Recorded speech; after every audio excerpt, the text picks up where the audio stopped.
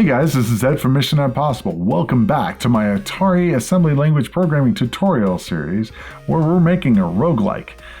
Today is episode 22 and we are going to be adding some animation to our monsters. Last time we added the monsters and it looked really cool. This time it's going to be even cooler.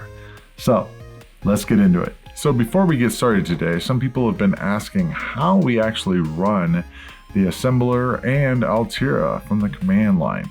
So I'm going to show you how to set that up real quick. I realized that I didn't really go into it in the first video, so let me show you what we can do now. So the easiest way to run the command line or the terminal from Windows is if you go into this little search bar here and type CMD. Okay, so that's going to open up the command prompt. Okay, and so this is just a command prompt window. It comes with every version of Windows, and you can make it bigger or smaller by holding down Control and using the mouse wheel. So I'm doing that, make it a little bit bigger here. And so right now it shows that we're in the users Titan folder, which is my home directory here.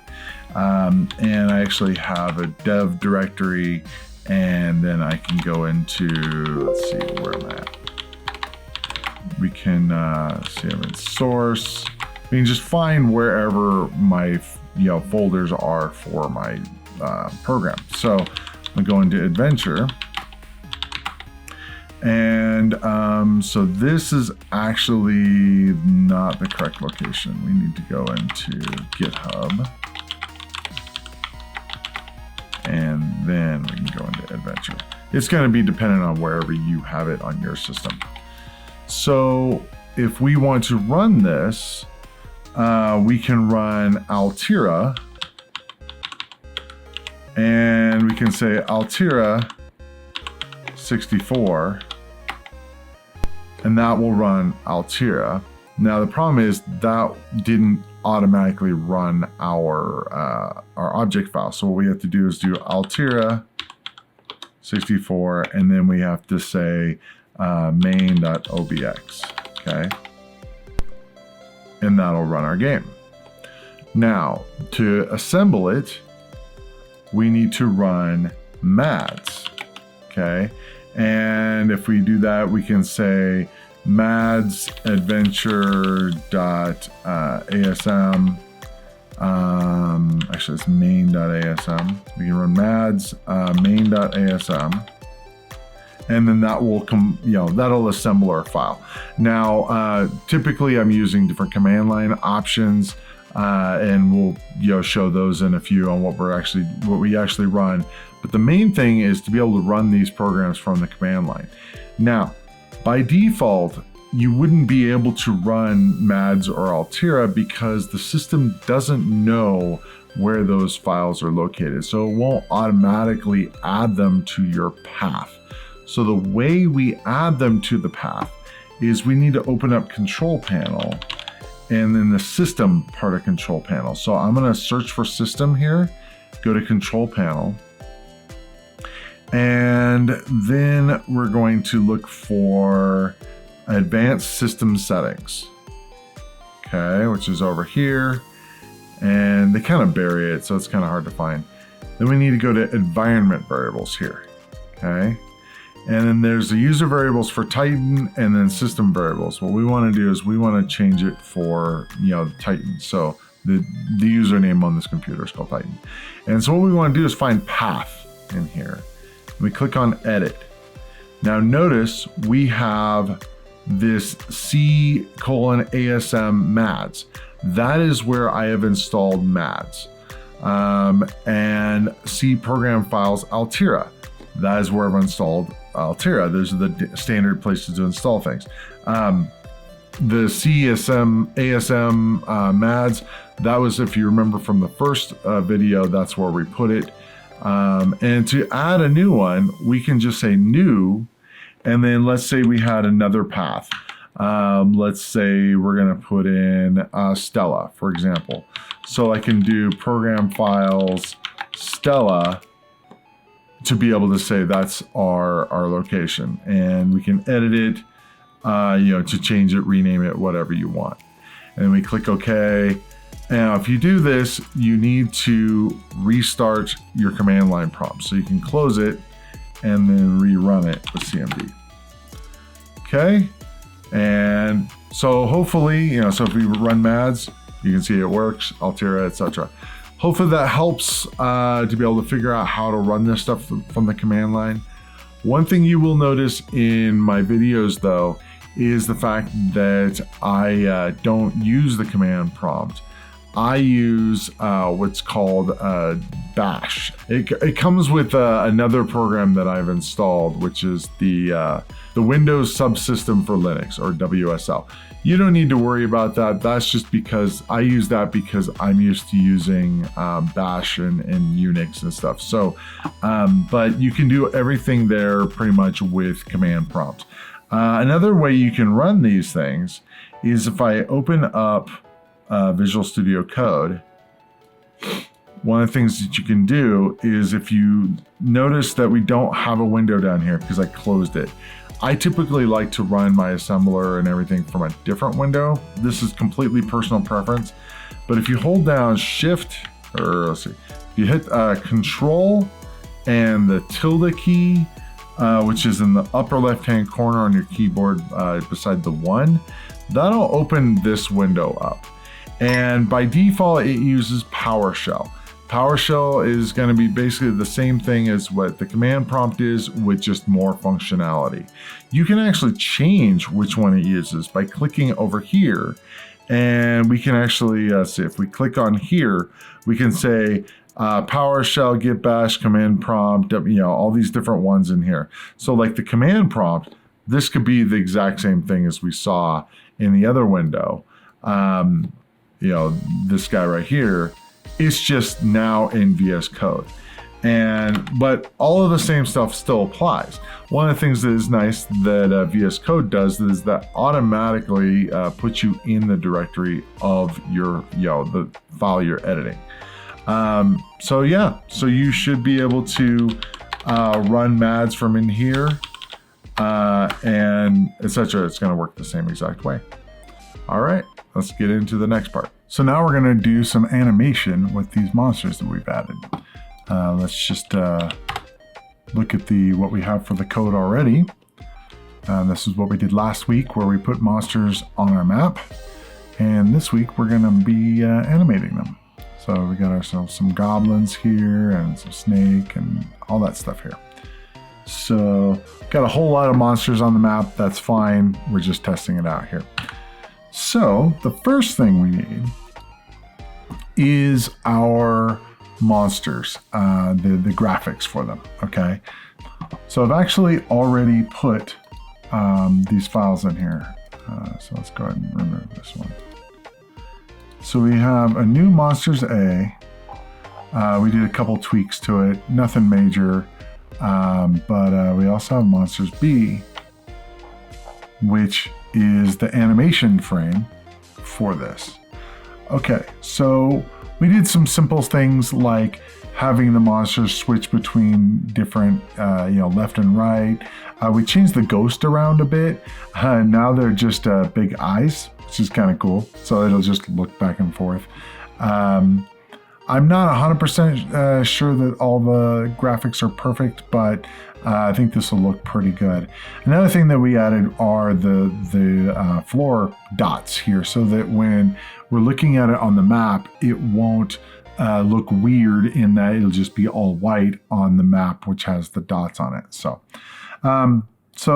main thing here is that we have a new set of monsters here. So, next thing we need to do is we need to run the scripts to update our ASM files with that. So let's go ahead and do that. So let's do, it's Monsters A and Monsters B.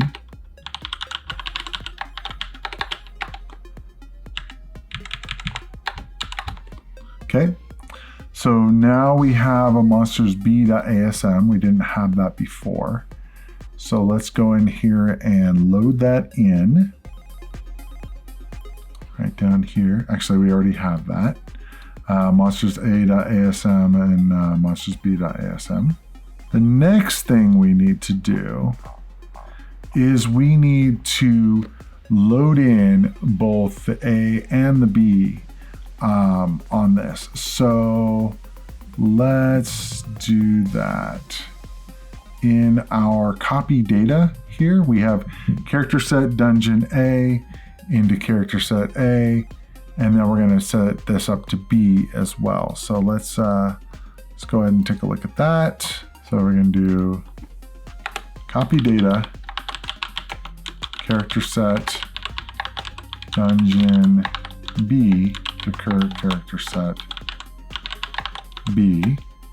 That's going to be 4. We are going to need the dungeon B part of this here. So we can actually do that here. So we only have this one file, this dungeon file here, but we're going to need another copy of it.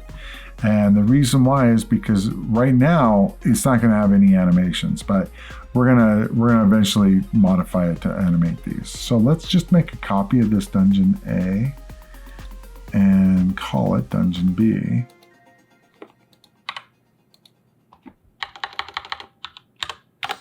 Okay, and then we can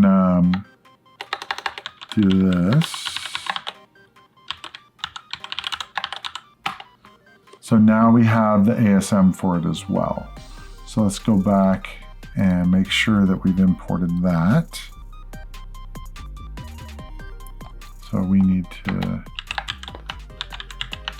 put that in there. And we've already set up the memory locations for that, so we should be good to go there. Up here we have character set, dungeon A and dungeon B. And so now this should actually work. So we're copying in character set dungeon A to character set A, dungeon B into character set B. Okay. And now we need to copy the monsters. So we're going to need to modify the copy monsters macro, because what we want to be able to do is we need to be able to specify the monsters file as well as the character set file. So let's go ahead and take a look at what that's going to need.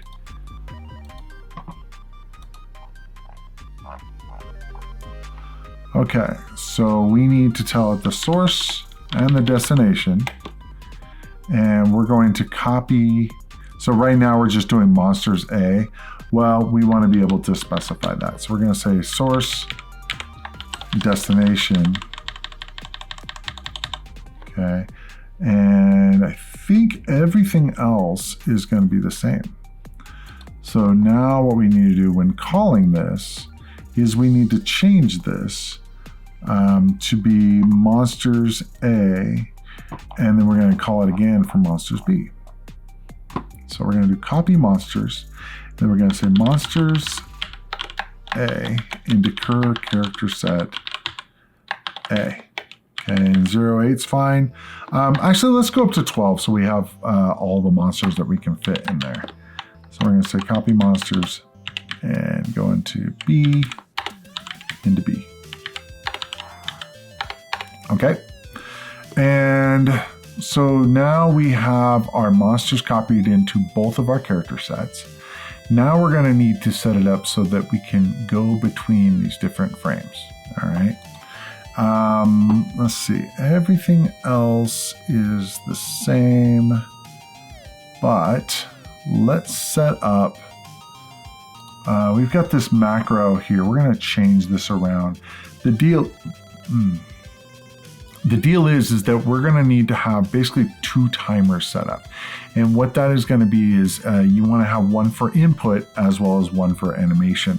You want to have them different because you don't want to have them tied together and have it so they're coming at the same time. And you don't want it to be happening at the same time.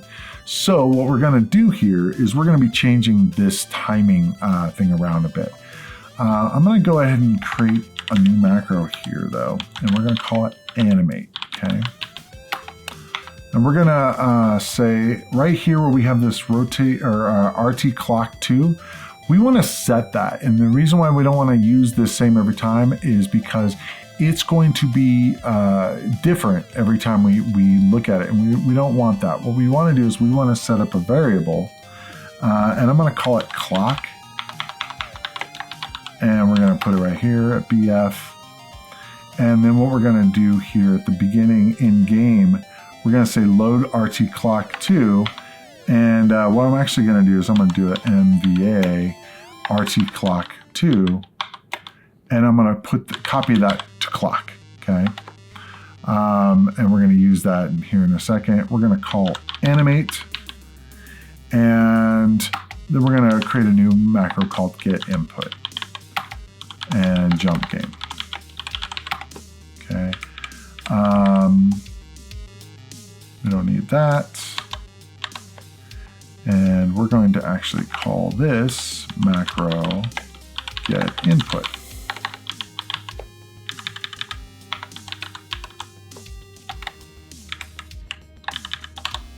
Okay. We're going to do something a little different with the get input in a minute, but for now, that's what the guts of it are going to be.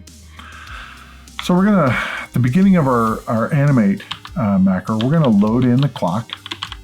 Okay. And then we're going to compare it with a timer. Okay. So we're going to set a timer here called anim timer. All right. So I'm going to go ahead and put it up here. Anim timer. Let's go ahead and put that at C0. Okay. We're also going to need to know which character set we're on. So I'm going to actually call it character set A. So, but this is going to do is we're going to set this to 1 if it's on character set A, set it to 0 if it's on character set B. Okay. And so we're going to need to set that at the beginning, but let's worry about the animation for now. Okay. Okay. So animate, we're going to load in, or we're going to compare the clock with the anim timer. Okay. And we're going to say, branch not equal done. We're going to go down to done here. And then we're just going to say end M. So basically we're going to say, if it's not equal to 0, we go to done. But if not, then we're going to say LDA character set A. Remember, this was our toggle flag here, or our flag to say if it's character set A or not. And what we're going to do is we're going to flip this each time. So in order to flip it, we're going to do an EOR to it. So it makes it so that we don't have to say, if it's 1, make it 0. If it's 0, make it 1. So what we're going to do is we're going to do an exclusive OR with FF. So that's going to set all the bits and then set it to 0. Set all the bits, 0. It's gonna just basically flip it each time. So that makes it really easy to do it one operation for this, as opposed to having to do a bunch of extra logic. So we're gonna store that back into character set A. And at this point, since we are going to be changing the character set at this point, we're gonna actually call split screen. And we're gonna load in the clock. And we're going to add in the anim speeds. Anim speed, I set it to 20. That was kind of the rate that I thought was good enough. And you can go ahead and play with that. But basically what it's going to do is it's going to check the clock.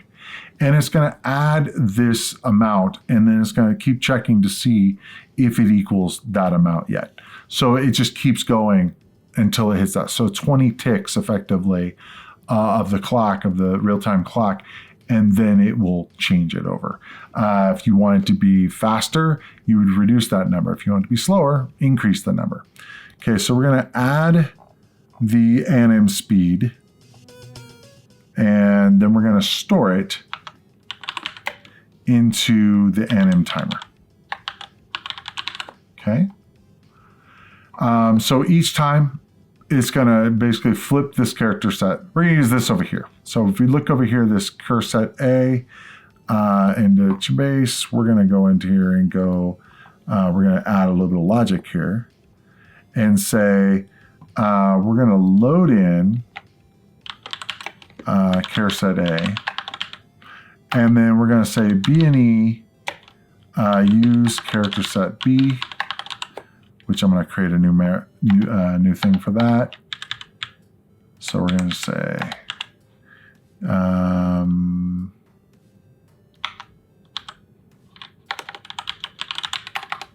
so we're going to say use character set B. We're going to do the MVA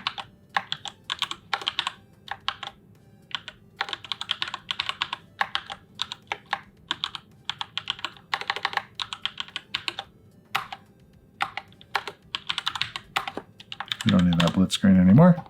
So here's the idea. So we're going to say we're going to load in the character set A, and if not equal, it's going to say, so this basically, if it's 0, we're going to say use character set B. If it's 1, we use this. So that's it's just a simple logic just to check this variable here.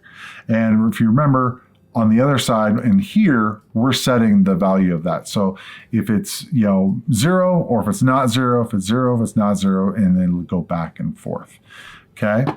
The next thing we need to do to make this work is we need to fix our get input macro. So we're going to do something very similar here, but we're going to use a different timer than this animation timer. So we're going to say LDA clock, and we're going to say compare game timer. Okay. And this is one we've already used. And we're going to say B&E done. And we do the same exact logic that we did before. You don't really need these parentheses anymore, but it's fine. So we're going to say, if it's not, it's just going to, basically it's going to compare it with the game timer, same thing. And then once it hits it, then it'll do the read joystick and do all that stuff. So at the end of this, what we're going to do is add game tick, which is the same stuff we had before. And then we say game store into game timer. So this is actually what this reset timer does, which we're not going to be using reset timer anymore. So I'm going to go and remove that.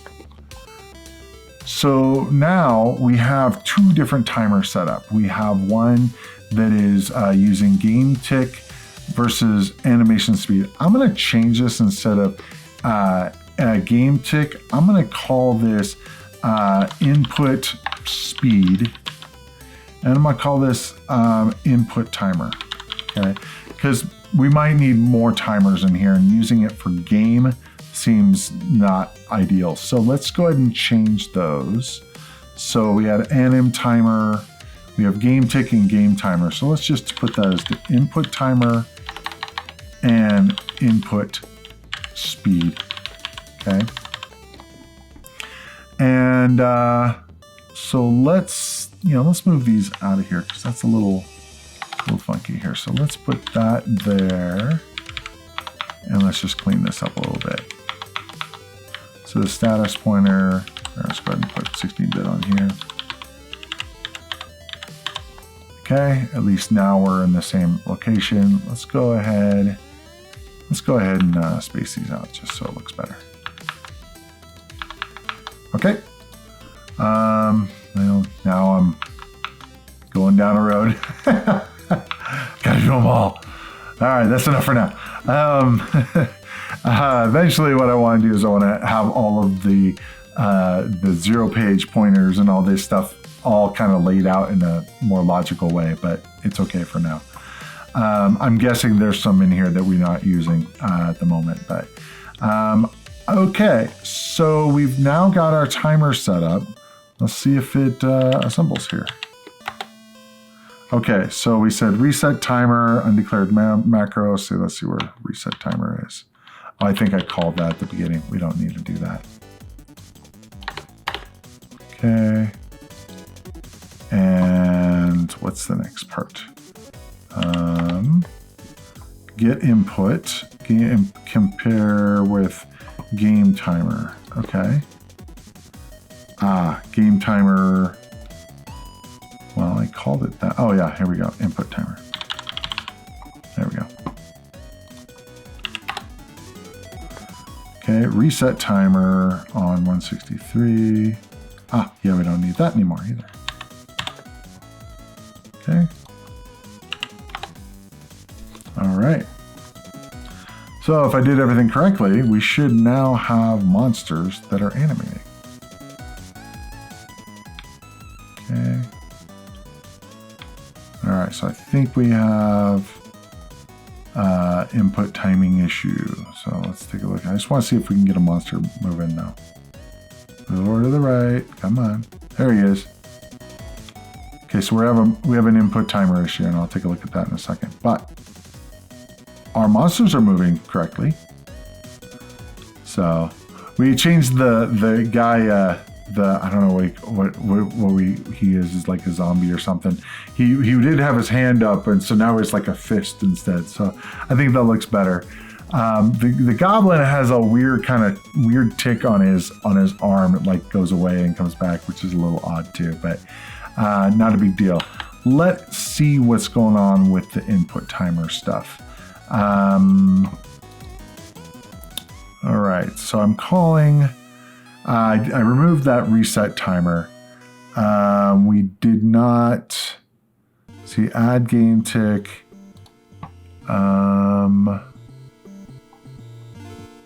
I think my guess is this the game tick. Because I'm adding it twice, if I have the reset in there, I think I'm going to remove or reduce this down. Let's see how this works.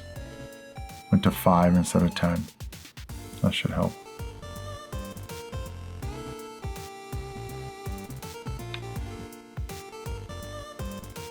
Okay.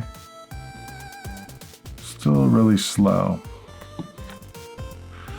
But the animation speed is good. So let's see if I have a logic error here or something. So at the beginning, we copy the real-time clock to clock, animate and get input. And so LDA clock, compare with the input timer, input done, or BNE done, read joystick. Okay, so if not done, it's going to read the joystick, it's going to blit the screen, add the input speed, and store it in input timer. Okay, that should be fine. It's the same logic that we have for the animation here. The only difference is the fact that it's using the input speed versus the animation speed. That should be fine. I see what the problem is. We need to load the clock in here. So that was the problem. I'm almost guaranteed. If we look here we have loading clock, and I forgot that here. So let's see how that looks. It might be too fast now. Let's see.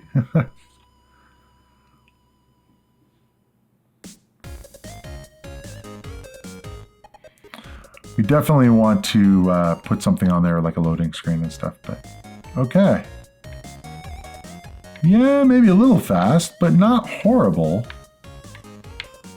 So let's take a look at all our guys here. Okay, so we got snakes and the skeletons. I think a lot of these turned out pretty good. The rats just have their tail go up and down. Let's see, so we do have a difference with the bow skeletons versus the sword skeletons. Let's see if I got anybody else in here. Let's see.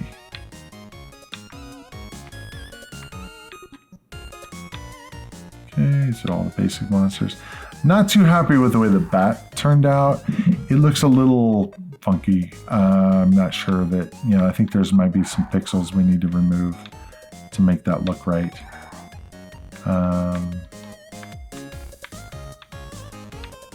Okay.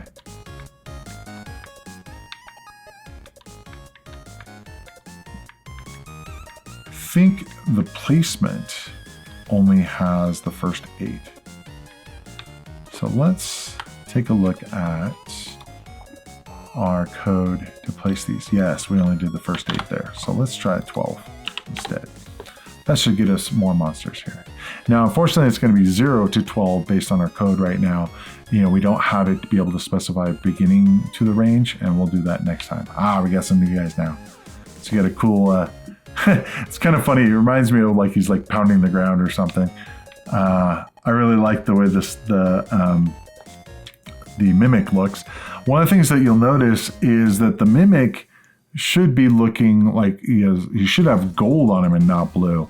And that's an issue that we're going to have to deal with certain monsters. They're going to have to, have a modifier to them so that it uses the gold color instead of blue. We'll do that next time. I really like how these guys turned out. The guys with the mouth opening and closing. Those are cool looking. So yeah, as you can see, just adding the animation frames makes this look so much cooler. Oh, we have spiders now. That's cool. Spiders turned out pretty good. I think they wanted to be gold instead of blue, but yeah, they're not too bad actually. What else we got in here? There's a lot of different kinds of monsters. Now, obviously, we have a lot more, and next time what we're going to do is go through and figure out what monsters we're going to use for each of their floors. We're going to be working it out so that it will generate it'll generate the monsters that are needed for a given dungeon floor. So that'll make it so that you don't throw vampires at a first level character or whatever, that kind of thing. You don't want to be too low level for that. So yeah, notice how the guys are still in the same location, but now they have different monsters in those locations. So it's kind of different. So yeah, still got tons of monsters on the screen. Obviously, it's just for testing. But it's just kind of cool walking around them and stuff. But anyway, so now we have animation. Next time, as I said, we're going to be going through and we're going to create some tables to be able to say for any given floor, we're going to have these many monsters. This is going to be from this range to this range and stuff like that. So that's all I have for you today. So see you in the next adventure. Take care. Thanks for watching. If you enjoyed the video, be sure to hit the like button. If you'd like to see more of this kind of content, be sure to hit the subscribe button and ring the bell. I post new videos all the time and I wouldn't want you to miss any. If you'd like to see more of this series, be sure to click up here. And if you'd like to see something else, be sure to click up here.